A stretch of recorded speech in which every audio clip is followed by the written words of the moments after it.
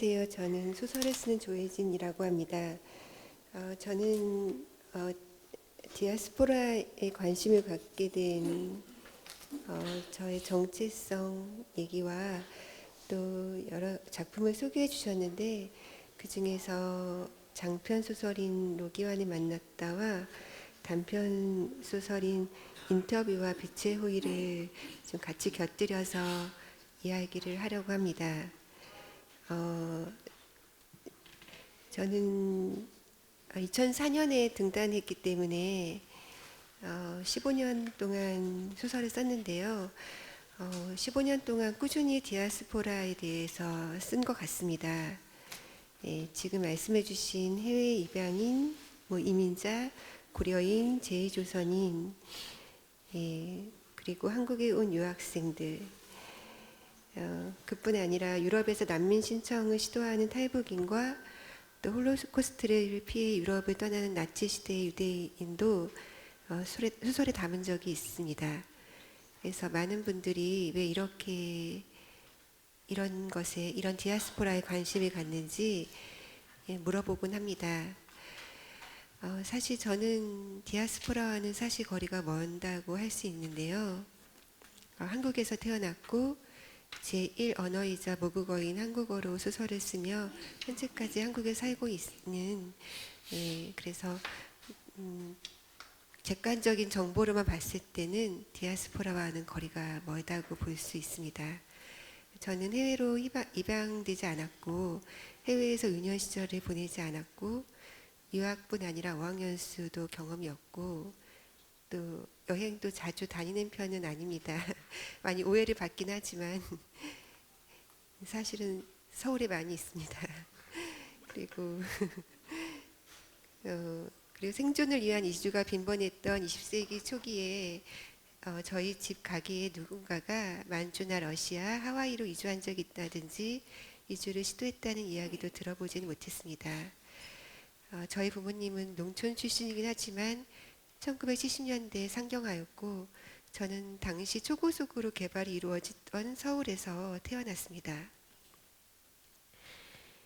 그래서 한국에서 태어나 한국에서 자랐기 때문에 제게는 한국 정부에서 발급한 신분증이 있고 한국의 관공서 전산망에는 제 출생과 가족관계, 주소 이전 등을 기록한 증명서가 등기되어 있습니다. 그러나 위에서 나열한 저에 대한 정보가 곧 저의 정체성이라고 생각하지 않습니다. 국적과 신분을 증명하는 각종 서류들과 등록증, 여권 등이 저의 정체성은 아니라고 생각합니다. 정체성이 한 존재의 본질적인 성향이라면 제 정체성은 오히려 소속감 없이 떠드는 사람의 고독과 불안이고 저는 그런 정체성을 가졌으므로 디아스포라에 관심을 갖게 되었다고 생각합니다. 저는 늘 소설을 쓰고 싶은 사람이었고 운이 좋게도 30이 되던 해에 소설가로 데뷔했습니다. 그래서 소설가로서 또 그런 정체성이 더 강해진 것 같습니다. 그래서 2012년에 출간된 장편소설 로기안을 만났다에 대해서 이야기하고 싶습니다. 사실 로기완은 한국에서 대한민국에서 발음을 하면 노기완인데 로라는 성을 다른 발음으로 썼기 때문에 한국인이 읽었을 때는 로기완이 대한민국의 어떤 발음이 아니라 북한식 발음이라는 것을 알 수 있어요. 그런 의미가 담겨 있는 제목입니다. 이 소설은 2007년에 벨기에로 미입국한 북한 출신 난민 로기완의 흔적을 소설의 화자인 김 작가가 추적하는 마침내 만나는 것으로 끝이 나는 이야기입니다. 그래서 이 소설에는 1990년대 중반 북한의 식량 문제, 유럽으로 미입국하는 난민 문제 같은 소재가 담겨 있습니다. 그러나 저는 정치적인 이유 혹은 난민이 세계적인 이슈여서 탈북 난민 로기완에 등장하는 소설을 쓴 것은 아닙니다. 완벽한 떠돌이이자 이방인, 어, 탈북하고 벨기에로 갔기 때문에 소통할 수 있는 언어뿐 아니라 신분을 보장하는 서류 한 장 없는, 심지어 돌아갈 수 있는 고향도 없는 이 완벽한 떠돌이이자 이방인에게 저는 우리의 보편적인 불안함을 보았고, 나아가 소속감이란 일시적이고 유동적이라는 것을 깨달았습니다. 예, 그래서 탈북인이라는 정체성보다는 한 인간이 가지고 있는 보편적인 고독에 대해서 더 많이 쓰고 싶었고, 한국의 김 작가와 탈북 난민 로기환의 죄의식, 두 사람 모두 소중한 다른 타인이 지키지 못했다는 죄의식을 가지고 있는데, 그런 죄의식을 더 많이 쓰고 싶었습니다. 예, 또 다른 인터뷰라는 단편도 소개하고 싶었는데요. 이 소설에는 이제 나탈리아 초이라는 우즈베키스탄 출신의 고려인 3세가 등장합니다. 예, 아까 그 박미아이 선생님께서도 말씀하셨듯이 그 고려인들 중에서 중앙아시아에 남아있는 고려인들은 이중의 탄압을 겪었는데요. 어떤 러시아에서의 그런 러시아에서 본국에서 추방된 것도 있고, 또 하나는 우즈베키스탄이나 뭐 카자흐스탄 이런 그 나라 자체에서 또 그 소수민족을 탄압하는 것도 있었던 것 같아요. 그래서 이 소설을 처음 이제 쓰게 된 계기는 제가 한국어를 가르치는 일을 했었는데, 그때 저희 수강생 중에 한 분이 우즈베키스탄 출신의 고려인이었어요. 근데 우즈베키스탄에서 대학 교육도 받고 똑똑한 분이신데, 그곳에서는 직업을 구할 수 없었기 때문에 한국에 오셨고, 한국에서 언어를 배우고 있었지만 사실 그 언어를 배우는 거는 2차 목표였고, 1차 목표는 돈을 버는 것이었어요. 그래서 그 학교에서 언어 수업을 듣는 시간을 제외하면 항상 가방 공장에 가서 일을 하셨는데, 그때 그분이 이제 자신의 상황을 처지를 이야기해 주시면서 이 소설을 이 우즈베키스탄에 있는 고려인에 대한 관심이 커졌고, 또 제가 나름 공부를 하면서 이 소설을 쓰게 되었습니다. 이 소설에 등장하는 나탈리아 초이는 이제 우즈베키스탄 출신의 고려인 3세입니다. 예, 그녀는 러시아로 유학을 다녀온 뒤 우즈베키스탄에서 고등학교 선생님이 되었지만, 우즈베키스탄의 소수민족 탄압이 시작되면서 직장에서 해고되고, 또 다른 고려인 니콜라이와는 이별하게 됩니다. 그래서 모든 것을 잃은 나탈리아는 한국인 남성 소설에서는 이제 성만 나옵니다.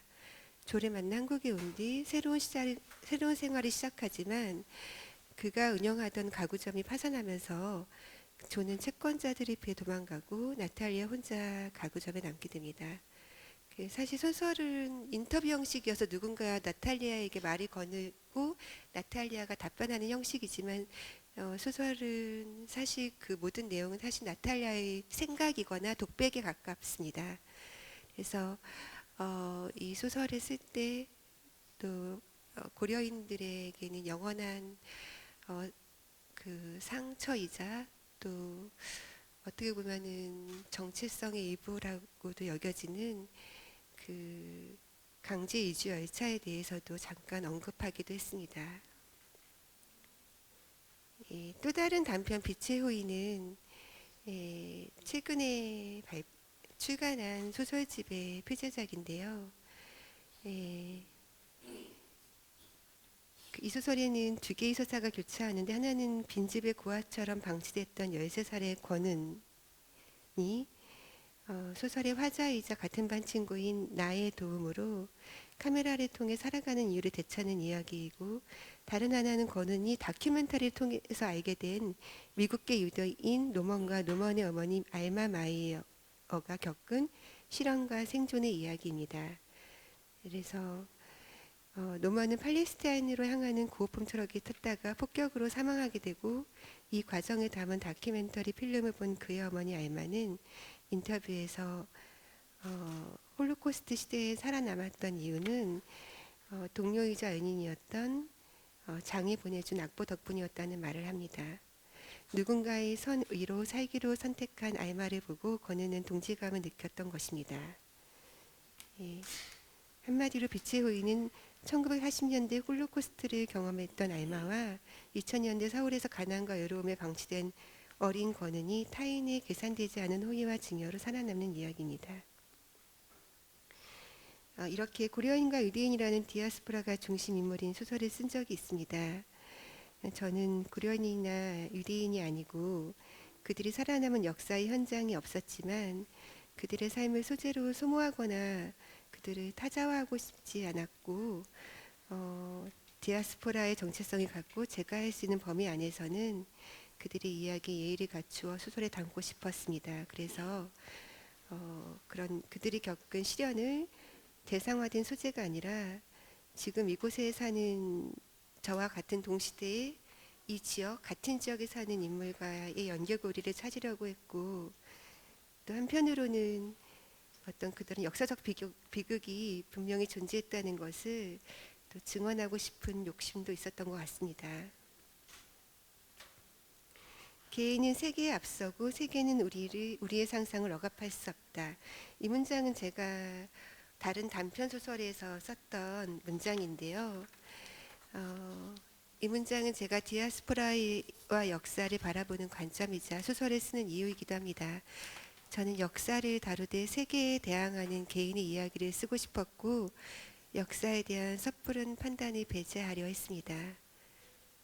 그 개개인의 인물을 살았고 살려있고 살아있는 구체적인 한 인간으로 그리려고 했습니다. 그리고 그것이 소설가이자 또 후대의 사람으로서 갖춰야 하는 예의라고 생각합니다. 들어주셔서 감사합니다.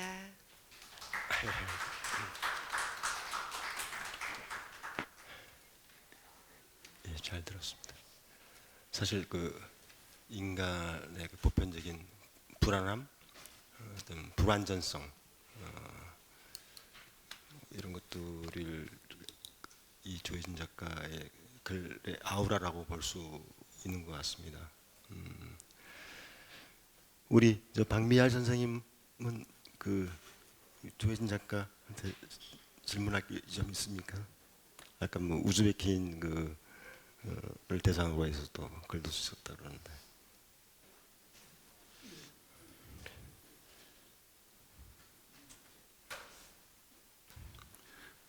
Я бы хотел спросить у нее, ну, кроме, как я понял, в Казахстане, где еще была она, в какой стране еще бывшего Советского Союза?